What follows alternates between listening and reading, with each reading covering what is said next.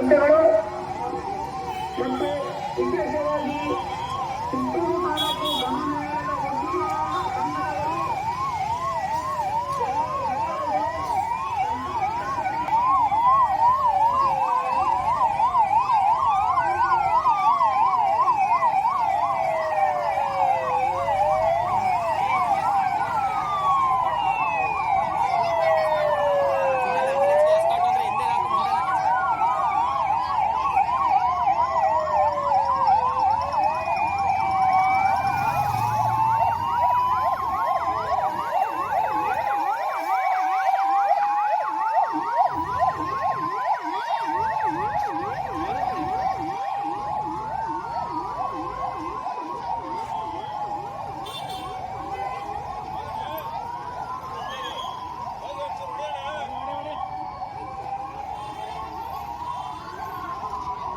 ಯಾರು ಓಡಿಸ್ತವ್ರೆ?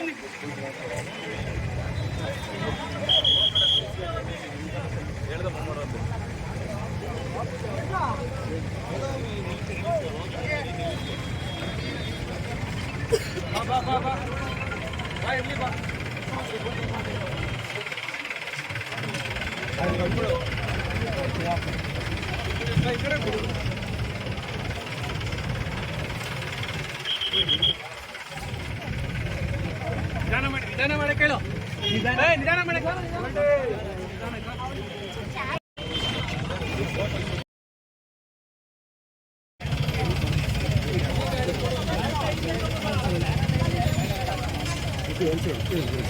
ಸರ್, ಇರಲಿ ಒಂದು ಸೆಕೆಂಡ್ ಸರ್.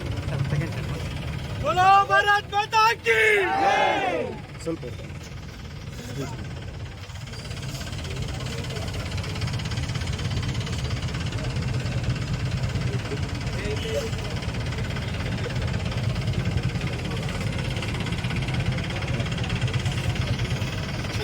ಜನತೆಗೆ ಎಲ್ಲರಿಗೂ ಧನ್ಯವಾದಗಳು.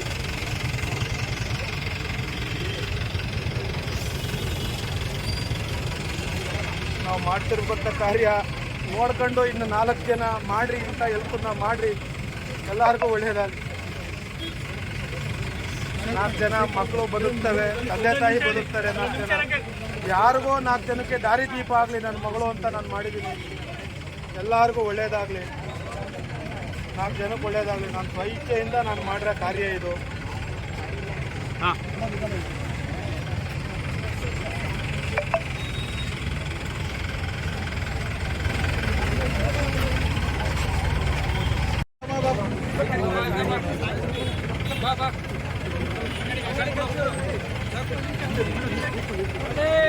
ಒಳ್ಳೆ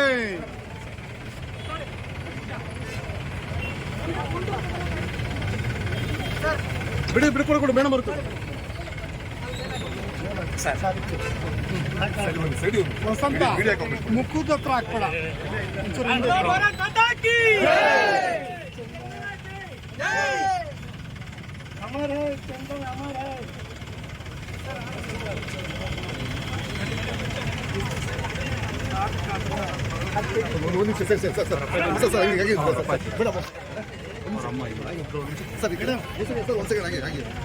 ಮೇಡಮ್ ಈ ಕಡೆ ಬರೋಣ.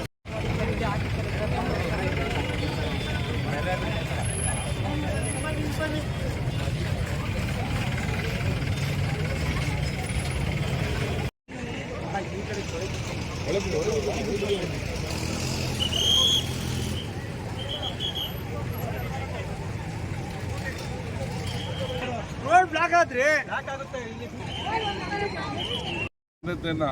ಅವರ ಚಂದನಳ ತಂದೆ ತಾಯಿ ಕೊಡಬೇಕಾಗೈತೆ. ಯಾಕೆಂದರೆ ತನ್ನ ಮಗುವನ್ನು ಕಳೆದುಕೊಂಡು ದುಃಖದಲ್ಲೂ ಸಹ ಇನ್ಯಾರೋ 4-6 ಮಕ್ಕಳ ಬದುಕು ಬಾಳಿ ಬೇಕು.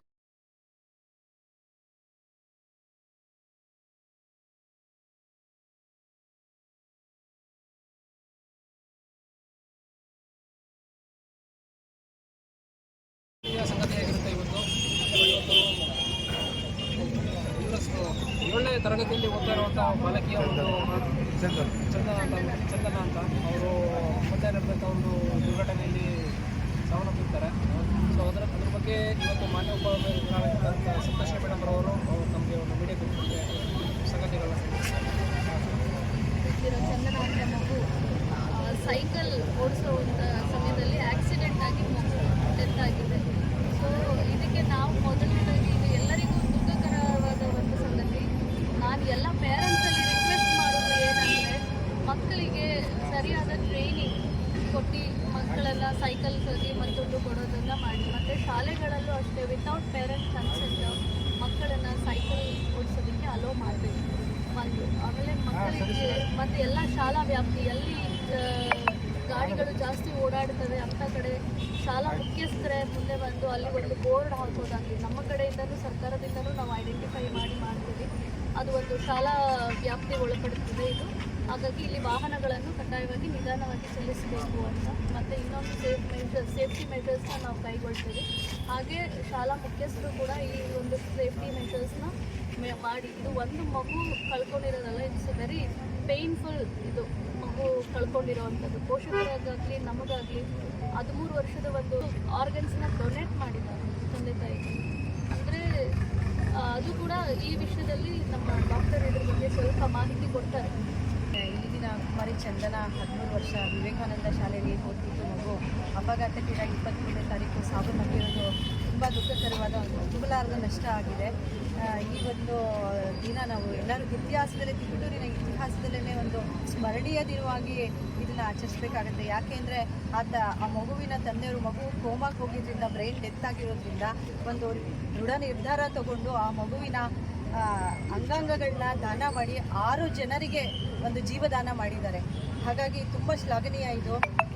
ಪ್ರತಿಯೊಬ್ಬರು ಈ ಒಂದು ಅಂಗಾಂಗ ದಾನದ ಬಗ್ಗೆ ಮಾಹಿತಿಯನ್ನು ತಿಳ್ಕೊಂಡು ನೋಟೋ ಅನ್ನೋ ಒಂದು ವೆಬ್ಸೈಟ್ ಇದೆ. ನ್ಯಾಷನಲ್ ಲೆವೆಲಲ್ಲಿ national organ donation and tissue transplantation organisation ಅಂತ ಇದೆ.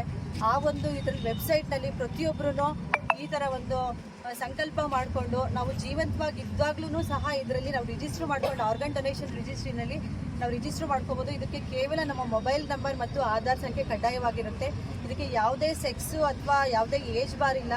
ಎಲ್ಲರೂ ಸಹ ಪ್ರತಿಯೊಬ್ಬರೂ ಇದರಲ್ಲಿ ರಿಜಿಸ್ಟರ್ ಮಾಡಿಕೊಂಡು ಜೀವಂತವಾಗಿದ್ದಾಗ ಮತ್ತು ಸತ್ತ ನಂತರನೂ ಸಹ ನಾವು ಕೊಡಲಿಕ್ಕೆ ನಮ್ಮ ದೇಹದಲ್ಲಿರೋ ಕಿಡ್ನಿ ಇರ್ಬೋದು, ಕಣ್ಣು, ಹೃದಯ, ಪ್ಯಾನ್ಕ್ರಿಯಾಸು, ಲಂಗ್ಸು ಮತ್ತು ಅನ್ನನಾಳ ಮತ್ತು ಕರುಳಿನ ಸಂಬಂಧಿತ ಎಲ್ಲ ಟಿಶ್ಯೂಗಳನ್ನು ಸಹ ಆರ್ಗನ್ನು ಸಹ ನಾವು ದಾನ ಮಾಡಬಹುದು.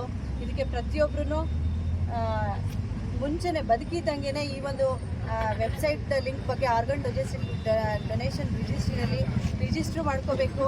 ಹೆಚ್ಚು ಹೆಚ್ಚು ಜಾಗೃತಿ ಜನರಲ್ಲಿ ಮೂಡಿಸ್ಬೇಕು.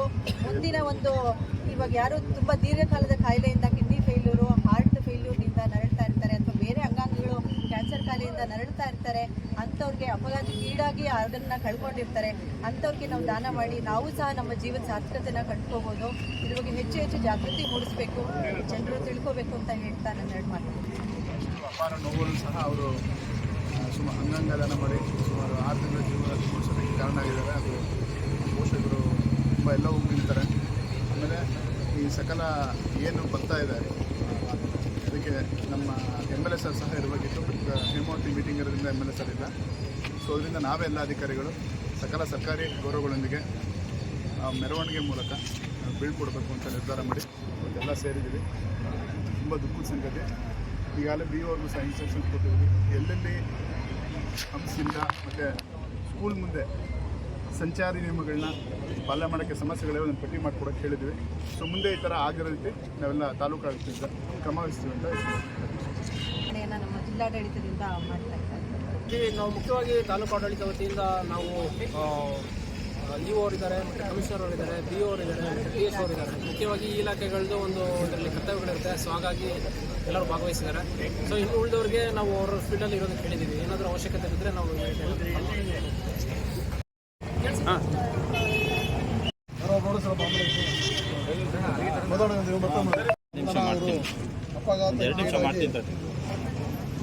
ಒಬ್ಬ ಮುಖ್ಯವಾಗಿದ್ದಾರೆ. ಅವರ ತಂದೆ ತಾಯಿಗಳಿಗೆ ನಾವು ಸಾಂತ್ವನ ಹೇಳಬೇಕು. ಭಗವಂತ ಅವರಿಗೆ ಅದನ್ನು ತಡ್ಕೊಳ್ಳುವಂಥ ಶಕ್ತಿಯನ್ನು ಭಗವಂತ ಅವರಿಗೆ ಕರುಣಿಸಲಿ. ಪಾಪ ಅವ್ರ ಜೊತೆ ಓದಿರೋಂಥ ನೂರಾರು ಸಾವಿರಾರು ಜನ ಮಕ್ಕಳಿಗೆ ಇದನ್ನು ಕೇಳಿ ಪಾಪ ಆಘಾತ ಆಗಿದೆ. ಅವ್ರಿಗೂ ಧೈರ್ಯ ಬರೋಂಥದ್ದಾಗಲಿ, ಶಾಲಾ ವಲಯಗಳಲ್ಲಿ ಕಡ್ಡಾಯವಾಗಿ ವೇಗ ಮಿತಿಯನ್ನು ಅಳವಡಿಸುವಂಥದ್ದು, ಇಲ್ಲ ಅಲ್ಲಿ ನಿಧಾನವಾಗಿ ಹೋಗೋವಂಥ ಸ್ಥಿತಿಯನ್ನು ಮಾಡಬೇಕಾಗ್ತದೆ. ಅಲ್ಲದೆ ಅದ್ರ ಜೊತೆಗೆ ಅಷ್ಟಾಗಿದ್ರೂ ಕೂಡ ಆ ಅಂಗಾಂಗವನ್ನು ದಾನ ಮಾಡುವಷ್ಟು ದೇವರು ಅವರಿಗೆ ಬುದ್ಧಿಯನ್ನು ಕೊಟ್ಟು ಆ ಒಂದು ಜೀವದ ಜೊತೆಗೆ 6 ಜೀವಗಳಿಗೆ ಅವರು ದಾನ ಮಾಡಿರೋದು ತುಂಬ ಸಂತೋಷವಾದಂಥ ಒಂದು ಇದು ಸುದ್ದಿ.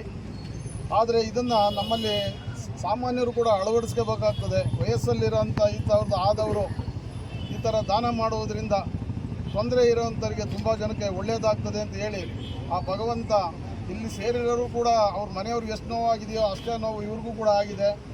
ಅದರಲ್ಲಿ ನಾವು ಕೂಡ ಭಾಗಿಯಾಗಿದ್ದೀವಿ. ನಮ್ಮ ತಾಲೂಕು ಆಡಳಿತ ಮತ್ತು ಎಲ್ಲ ಇದೆ. ನಮ್ಮ ಶಾಸಕರು ಇವತ್ತು ಇರಬೇಕಾಗಿತ್ತು, ಅನಿವಾರ್ಯ ಬೆಂಗಳೂರು ಮೀಟಿಂಗಲ್ಲಿ ಹೋಗಿರೋದ್ರಿಂದ ನಮ್ಗಳನ್ನ ನೀವುಗಳೇ ಹೋಗಿ ನೀವೆಲ್ಲ ಜೊತೆ ಇದ್ದು ಅವರ ಕಷ್ಟ ಕಾರ್ಪಣ್ಯದಲ್ಲಿ ಭಾಗಿಯಾಗಿ ಅಂತ ಹೇಳಿರ್ತಾರೆ. ಇಷ್ಟು ಹೇಳಿ ನನ್ನ ಧನ್ಯವಾದವನ್ನು ತಿಳಿಸ್ತೀನಿ.